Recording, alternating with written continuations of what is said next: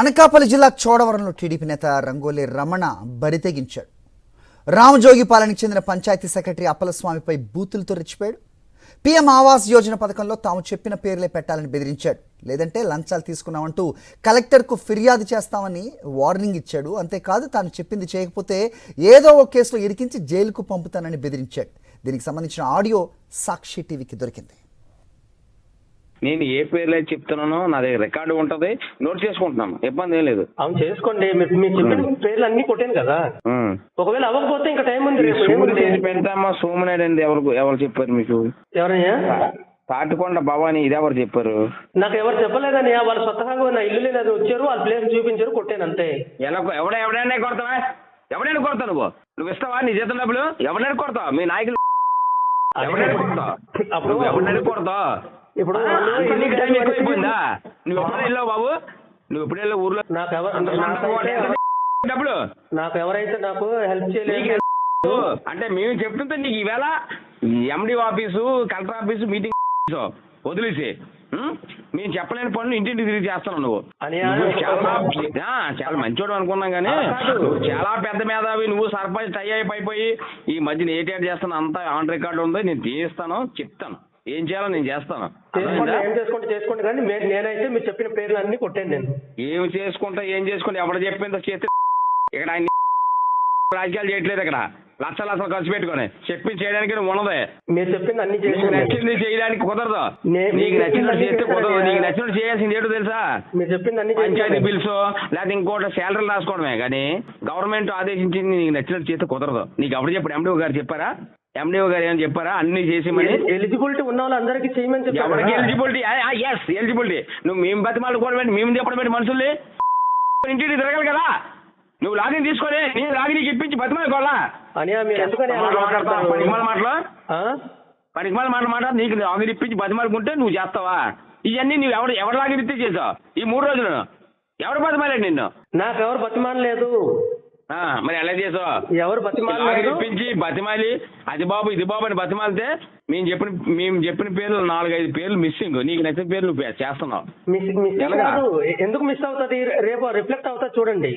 ఎందుకు మిస్ అవుతుంది? ఆన్లైన్ లో ఏమండి సార్ సెక్రటరీ పిచ్చగా మీకు నచ్చింది చేస్తానంటే మాత్రం చెప్తున్నాను, మిమ్మల్ని గ్యారంటీ బొక్కలు ఇరికించేస్తాను డెఫినెట్ గా. నేనే పెట్టిన సాక్ష్యం చెప్తున్నాను. నేను ఇప్పటికి వచ్చి ఎవరికి నేను కావాలని నేను చేయలేదు. అడిగి చేస్తావా నువ్వు? నీకేదో సంబంధం, నీకేం సంబంధం? ఇదే అంశంపై అప్డేట్స్ మా కరెస్పాండెంట్ నాయుడు అడిగి తెలుసుకుందాం. నాయుడు చెప్పండి, ఎవరి పేర్లు తొలగించాలని చెప్తున్నారు సదరు రంగోలి పర్సన్? అలాగే అతను ససేమిరా అంటున్నప్పటికీ జైలుకి పంపుతా అని బెదిరిస్తున్న సిచ్యువేషన్ మనం చూస్తున్నాం. ఏం జరుగుతుంది అక్కడ? ప్రతిరోజు ఎక్కడో అక్కడ ఈ బెదిరింపుల పర్వం కొనసాగుతూనే ఉన్న పరిస్థితి మనం చూస్తున్నాం. ఏం జరుగుతోంది?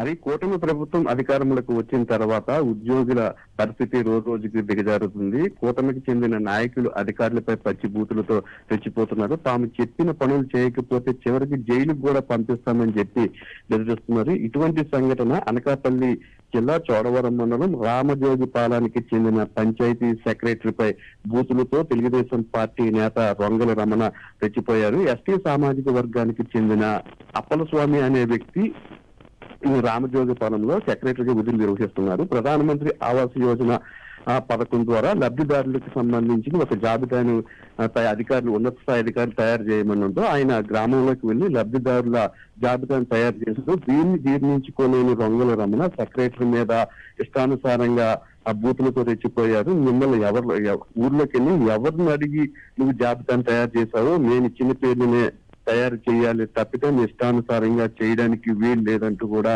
ఆయన ఇష్టానుసారంగా మాట్లాడారు. సెక్రటరీ జరిగిన సంఘటన మీద వివరణ ఇచ్చేందుకు ప్రయత్నిస్తున్నప్పటికీ కూడా చెప్పుతో కొడతానంటూ కూడా ఒక ఎస్టీ సామాజిక వర్గానికి చెందిన అధికారి మీద తెలుగుదేశం పార్టీ నేత మాట్లాడడం మనం ఆడియోలో స్పష్టంగా మనకి వినిపిస్తుంది. ఇదే తరహాలో రోజు ఎక్కడో దగ్గర అధికారుల మీద దాడులు కానీ లేదంటే బూతులు పెట్టడం కానీ సర్వసాధారణమైపోయింది. ఇటువంటి సంఘటనల పట్ల సచివాలయ ఉద్యోగులు కానీ లేదంటే మిగతా ఉద్యోగులు కానీ తీవ్ర ఆవేదన వ్యక్తం చేస్తున్నారు. గతంలో ఎన్నడూ కూడా ఇటువంటి సంఘటన జరగలేదు. భయభ్రాంతికి గురి చేసే విధంగా తెలుగుదేశం పార్టీ నాయకులు వ్యవహరిస్తున్నారు. ఇలా అయితే తమ ఉద్యోగాలు ఏ విధంగా నిర్వహించుకోగలమని చెప్తున్నారు.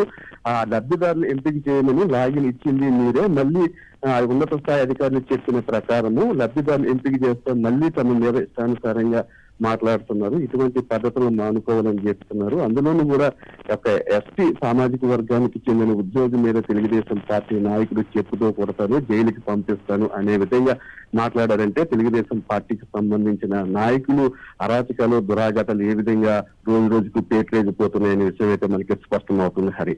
All right Naidu, thanks for the inputs.